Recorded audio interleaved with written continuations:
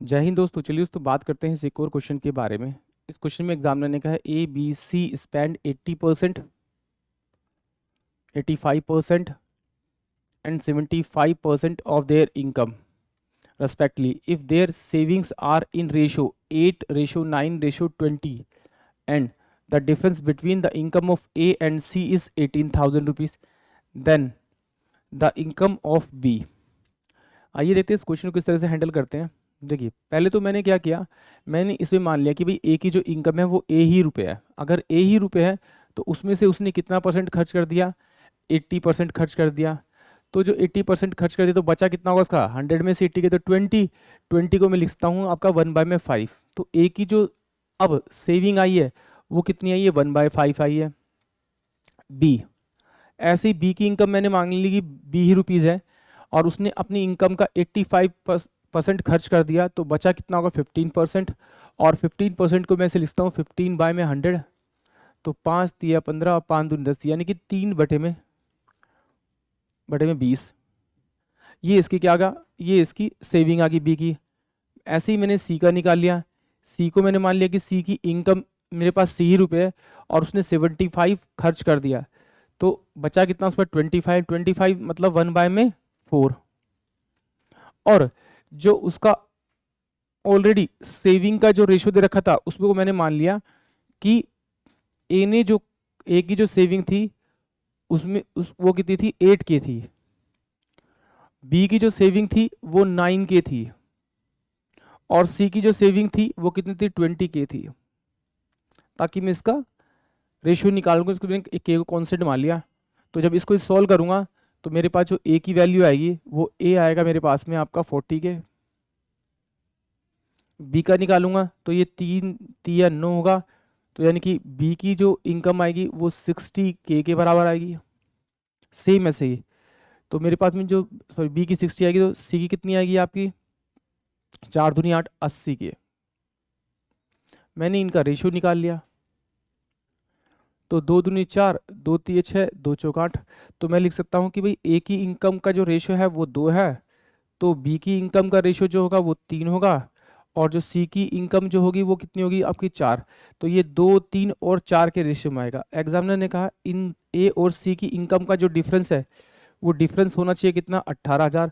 But यहाँ difference किया तो डिफरेंस कितना आ रहा है, 2। तो इसे किस नंबर से मल्टीप्लाई करूँ, 9,000 से। और जिससे इसे मल्टीप्लाई करेंगे उसी से आप बी की वैल्यू को मल्टीप्लाई करिए, बी की रेशियो को मल्टीप्लाई कीजिए, यानी 27,000, यानी कि 27,000। यानी कि ऑप्शन जो सी होगा वो इस क्वेश्चन के लिए करेक्ट होगा। एक बार फिर देखिए, मेरे को एग्जामिनर ने क्या है, ए बी सी की इनकम नहीं दे रखी थी, उनका एक्सपेंस दे रखा था। तो मैंने माना कि ए की जो इनकम थी वो ए ही रुपये थी, बी की इनकम जो थी वो बी रुपये थी और सी की इनकम सी रुपये थी।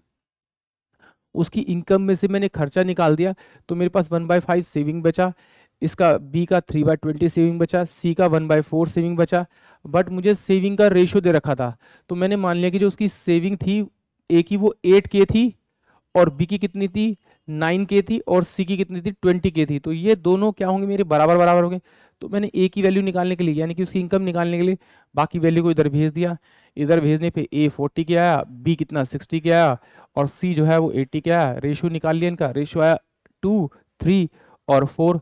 तो उसने बोला ए और सी की इनकम का डिफरेंस जो है वो 18,000 होना चाहिए। मैंने डिफरेंस देखा तो डिफरेंस कितना है, 2 है, बट एक्चुअली में होना कितना चाहिए, 18,000। तो इसे 9,000 से मल्टीप्लाई करना पड़ेगा, जिससे आप इसे मल्टीप्लाई करेंगे उसी से आप बी की वैल्यू यानी रेशियो से मल्टीप्लाई कर दीजिए, आपको आपका अमाउंट मिल जाएगा। चलिए इसे एक बार 100 से मानकर भी कर लेते हैं।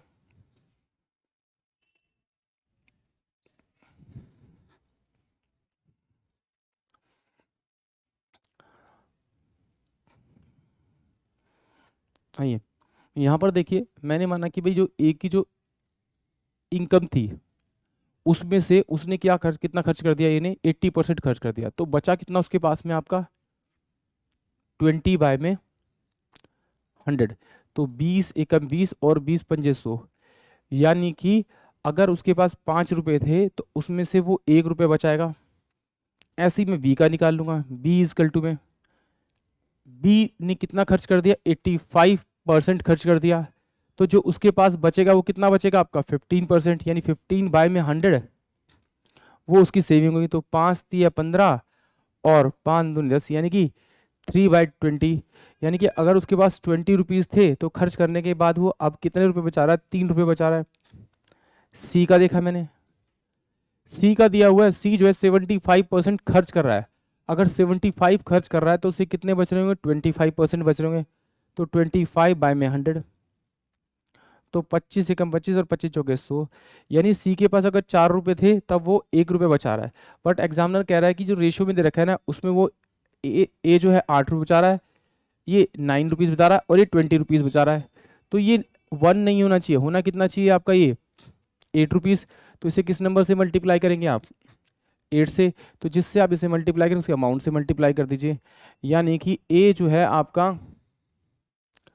वो उसकी जो इनकम आएगी वो 40 रुपये आएगी।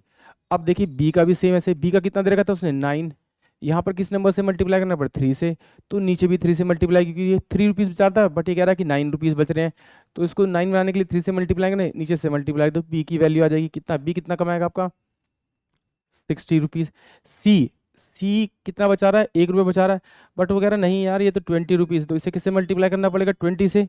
तो जिससे इसकी सेविंग को मल्टीप्लाई किया उसी से इसके अमाउंट को मल्टीप्लाई कर दीजिए, तो वो कितने रुपए बचाएगा, 80 रुपीज़ बचाएगा। तो सी का जो इनकम आ गई वो कितनी आ गई मेरे पास में, 80 रुपीज़ आ गई। इन दोनों का आप डिफरेंस निकाल लीजिए। जैसे इन दोनों का आप डिफरेंस निकालेंगे, डिफरेंस कितना आएगा आपका, 40 आएगा। और 40 क्यों चाहिए, 18,000 के बराबर होना चाहिए। तो इससे ये गया और ये कितना आएगा, 4 चौक 16, 4 पंजे 20, तो यानी कि 450, जिससे आप इसे मल्टीप्लाई करेंगे उसी से आप बी वाले अमाउंट से मल्टीप्लाई कर देते हो। 450 इंटू में 60, तो ये मेरे पास 0 0, 6 पंजे 30, 6 चौक 24 और 3 27, यानी कि 27,000 इस क्वेश्चन का करेक्ट आंसर होगा। यानी कि ऑप्शन सी जो होगा वो इस क्वेश्चन के लिए करेक्ट होगा। आई होप आप सभी को क्वेश्चन समझ में आया होगा। जय हिंद, जय भारत।